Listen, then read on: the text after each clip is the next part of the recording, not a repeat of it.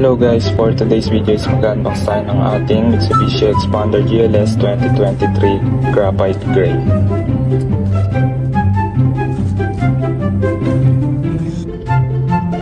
Wait a minute! Who are you?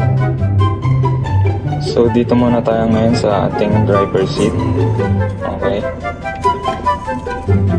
Yung Mitsubishi Xpander nga pala guys is napakarami ng color and dalawa yung naging choices namin sa kanila.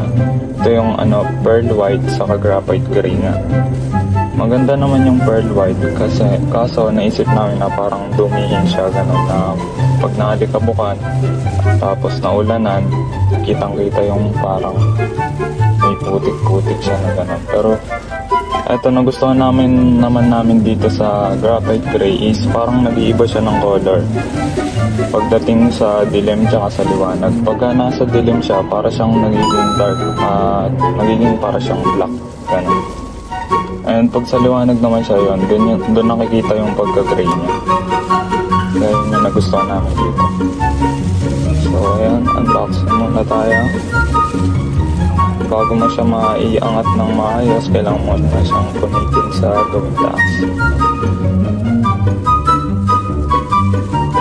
Medyo mahirap lang talaga siyang tanggalin dahil sa parang rubber na nakapaikot sa plastic na kailangan mo muna din tanggalin.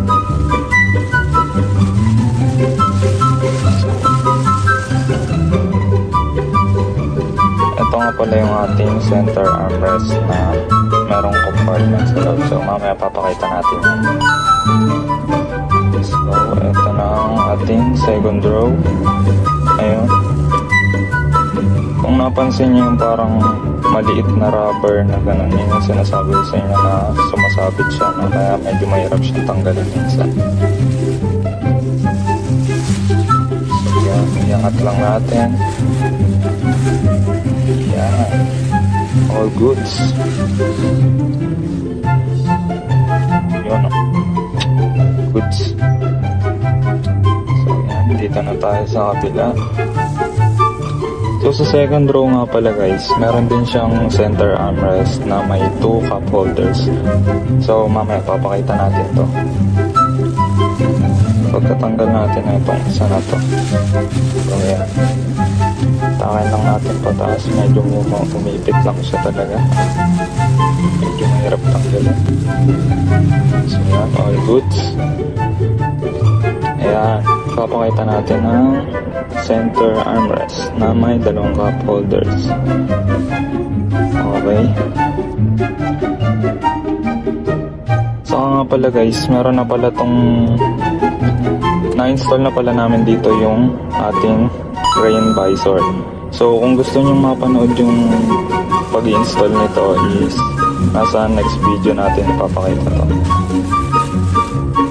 Okay, dito na tayo sa third row. Napakaluwag niya talaga. Ayan. Maluwag siya guys. Ako 5'8". Kasyang kasya. Sobrang luwag ng legroom niya. Saka yung headroom. Tsaka hindi naman siya masyadong makalog pagka nasa likod ka.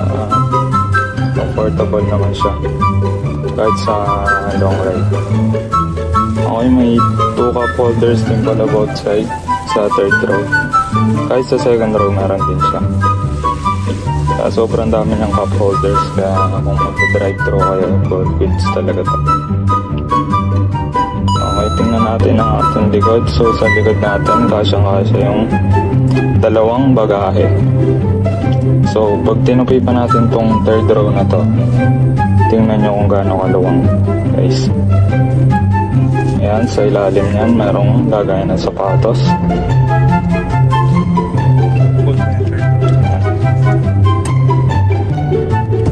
Okay, tingnan nyo naman guys kung gaano kaluwang. Kasyang-kasya, washing, electric fan.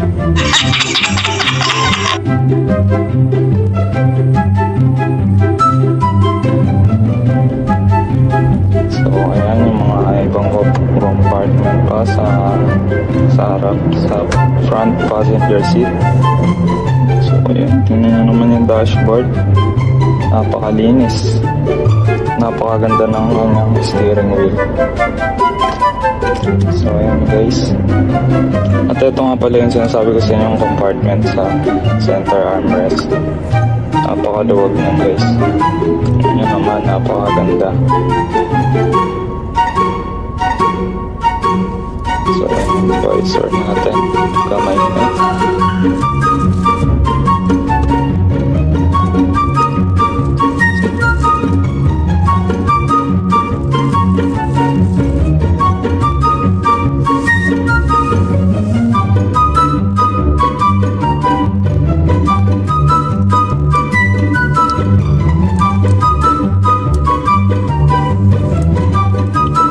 So, yan lang guys.